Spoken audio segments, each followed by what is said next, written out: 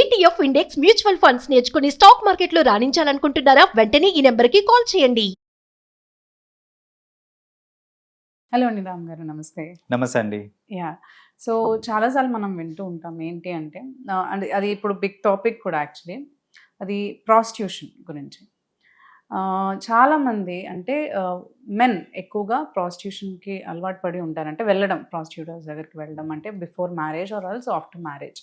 Yeah. So this results అంటే how it affects on relationships. ఇప్పుడు prostitutions దగ్గరికి అలవాటు పడిన వాళ్ళు కానీ, అడిక్ట్ అయిన వాళ్ళు కానీ, how that affects on before or after marriage, వాళ్ళ రిలేషన్షిప్ని ఎలా వాళ్ళకి ఎఫెక్ట్ అవుతుందని అంటారు? యా, సో డెఫినెట్గా నెగిటివ్ ఇంపాక్ట్ అనేది ఉంటుందండి. సో బేసిక్గా ఎప్పుడో ఒకసారి వెళ్ళటము అది different story altogether. But ఇప్పుడు వీఆర్ టాకింగ్ అబౌట్ ఎడిక్షన్, అంటే ప్రాస్టిట్యూషన్కి, అంటే ప్రాస్టిట్యూట్స్ దగ్గరికి వెళ్ళే ఒక మ్యారేజ్ కి బిఫోర్ వాళ్ళు ఎలాగో వెళ్తుంటారు, అది continuous after marriage also. Right. I've seen a lot of such cases. So బేసిక్గా అలాంటి వాళ్ళు ఎవరైతే they get addicted to going to prostitutes, వాళ్ళకి వచ్చే మేజర్ ప్రాబ్లమ్స్ ఏంటంటే, ఫస్ట్ అండ్ ఫార్మోస్ట్ ఏంటంటే they will not have a proper connection with their spouse అండి. ఆ రిలేషన్షిప్ స్ట్రాంగ్గా ఉండదు స్పౌస్ తోటి. ఎందుకంటే ఇప్పుడు చూడండి, జనరల్గా ఒక వైఫ్ అండ్ హస్బెండ్ మధ్యన ఈ రొమాన్స్ అనేది, లేకపోతే ఈ సెక్షువల్ యాక్ట్ అనేది, ఇదేంటంటే ఈ ఇంటిమేసీ ఇవన్నీ ఉండడం వల్ల ఏంటంటే రిలేషన్షిప్ అనేది స్ట్రాంగ్ అవుతుంది. See when they are interdependent on each other for it. Yeah, ఇక్కడ ఒక ప్రాస్టిట్యూట్ తోటి, లేకపోతే అదర్ ప్రాస్టిట్యూట్స్ తోటి రెగ్యులర్గా వెళ్తున్నారు అనుకుంటే, ఒక అబ్బాయి కనుక అలా వెళ్తున్నాడు అని అంటే కనుక, ఆ ఇంటిమేసీ ఇప్పుడు వాళ్ళల్లో తినొకటి అన్నట్టు అయిపోతుంది తప్ప you are no special for me. Right. So ఇప్పుడు నా వైఫ్ నాకు స్పెషల్ ఈ విషయంలో అని చెప్పడానికి లేకుండా పోయింది ఇక్కడ. ఎందుకనంటే I go to market, I have lot of people. Right. So అక్కడ ఏమవుతుందంటే ఆ పర్సనల్ కనెక్ట్ అనేది రాకపోవచ్చు. That is one most important drawback. అంటే ఇప్పుడు ఈ wife and husband physical relationship మీద కూడా అది ఎఫెక్ట్ చూపిస్తుంది కదా? ఖచ్చితంగా చూపిస్తుంది. ఎందుకంటే వాళ్ళ మధ్యలో ఫస్ట్ ఆఫ్ ఆల్ ఫ్రీక్వెన్సీ అనేది కూడా తగ్గిపోతుంది. రైట్. యూనో ఇప్పుడు ఎంత ఫ్రీక్వెంట్ గా they have the physical intimacy అనేది కూడా తగ్గిపోతూ ఉంటుంది. సో తగ్గినప్పుడు ఆబ్వియస్లీ రిలేషన్షిప్స్ అనేది పాడైపోతుంటాయి. That is one thing. Second ఏంటంటే ఈ ఇలా ప్రాస్టిట్యూషన్కి అలవాటు పడిపోయిన వాళ్ళు ఏంటంటే they have certain expectations. Right. So ఒక సెట్ ఆఫ్ ఎక్స్పెక్టేషన్స్ పెట్టుకుంటారు, because they go to a lot of people, different people and all. ఇప్పుడు suddenly when they go to their wife and ఆమె సరిగ్గా పర్ఫామ్ చేయట్లేదు, లేకపోతే ఇట్స్ నాట్ దాట్ ప్లెజరబుల్ అనుకోండి, obviously మళ్ళీ relationship అనేది దెబ్బతింటుంది. వాళ్ళు అక్కడ ఒకవేళ షైగా ఫీల్ అయినా కానీ కొన్ని వాటికి ఇలా ఎక్స్పెక్టేషన్స్ కి మ్యాచ్ అవ్వకపోతే అక్కడ రిలేషన్షిప్ మేబీ బ్రేక్. ఆబ్వియస్లీ, ఎందుకంటే initially obviously they will not open up కాబట్టి, వైఫ్స్ జనరల్గా ఓపెన్ అప్ అవ్వరు కాబట్టి ఏంటంటే కోరిలేషన్ వచ్చేస్తుంటుంది. ఏంటి సరిగ్గా చేయట్లేదు, ఆర్ లేకపోతే షీఈస్ నాట్ సాటిస్ఫైయింగ్ అనేసి ఒక కైండ్ ఆఫ్ ఇది వచ్చేస్తుంది, ఫీలింగ్ వచ్చేస్తుంది అన్నమాట. Right. So that is another thing which is going to be problematic. And most important ఏంటంటే సెక్షువలీ ట్రాన్స్మిటెడ్ డిసీజెస్ అండి. Like you know when they go to a lot of people, జనరల్గా వేరే కంట్రీస్లో చూసుకుంటే there are few countries where prostitution is legalized. వాళ్ళకి legalize అయినప్పుడు వాళ్ళు ఏంటంటే ప్రతి మంత్ టెస్ట్లు చేయించుకొని గవర్నమెంట్ ఒక సర్టిఫికేట్ ప్రొవైడ్ చేస్తుంది. ఆ హెల్త్ సర్టిఫికేట్ ఉంటుంది కాబట్టి it is okay to go to them అనేసి ఒక భరోసా ఉంటుంది. ఇండియాలో ఇట్ ఈస్ నాట్ లీగలైజ్డ్. అది లీగలైజ్డ్ కానప్పుడు నువ్వు ఒక ప్రాస్టిట్యూట్ దగ్గరకు పోతున్నప్పుడు what diseases she has got అనేది there is no proof, there is no health certificate. Exactly. అలాంటి కేసెస్ లో when they go to someone get affected and మళ్ళీ వైఫ్ తోటి వచ్చి వాళ్ళు సెక్షువల్లీ ఇంటరాక్ట్ అయ్యారు అంటే కనుక మొత్తం ఫ్యామిలీ డిస్ట్రాయ్ అయిపోతుందండి.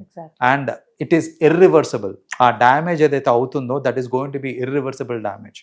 సో అందుకని ఇది ఒక మేజర్ కాజ్, మేజర్ ప్రాబ్లం ఏంటంటే వెన్ సో మెనీ పీపుల్ తోటి ఇట్లా బయట ఇట్లా ఇంటరాక్ట్ అవుతూ ఉంటారో, వీళ్ళు ప్రాస్టిట్యూట్స్ తోటి ఇంటరాక్ట్ అయ్యి మళ్ళీ ఇంటికి వచ్చి వైఫ్ తోటి ఇంటరాక్ట్ అయినప్పుడు ఏమవుతుందంటే, సెక్షువల్ ఇంటరాక్ట్ అయినప్పుడు ఆబ్వియస్లీ ఇలాంటి డిసీజెస్ అన్ని వస్తూ ఉంటాయి.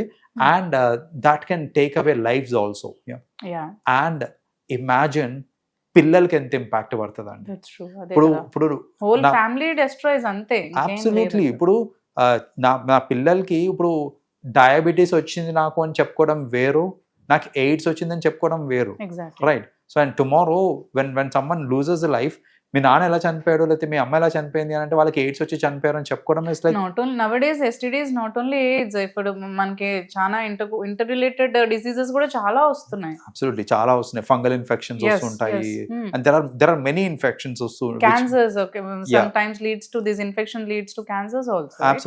అబ్సల్యూట్లీ సో ఇలాంటి నాలెడ్జ్ లేకపోవడము వాళ్ళు ఏంటంటే రెగ్యులర్గా అండ్ కొందరు ఏంటంటే I have seen some people వాళ్ళు ఏంటంటే జస్ట్ ఫర్ ఎ చేంజ్ నాకు నా wife my wife is okay for me, నా వైఫ్ తోనే ప్రాబ్లం లేదు, కానీ జస్ట్ ఫర్ ఎ చేంజ్ అన్నట్టు కూడా చాలా మంది ఏంటంటే they keep seeking for external sources. And surrounding people also they encourage, why I don't know, అంటే ఇప్పుడు ఫ్రెండ్స్ కావచ్చు ఏదైనా కావచ్చు, దట్ ఈస్ ఓకే అన్నట్టే వెళ్తారు.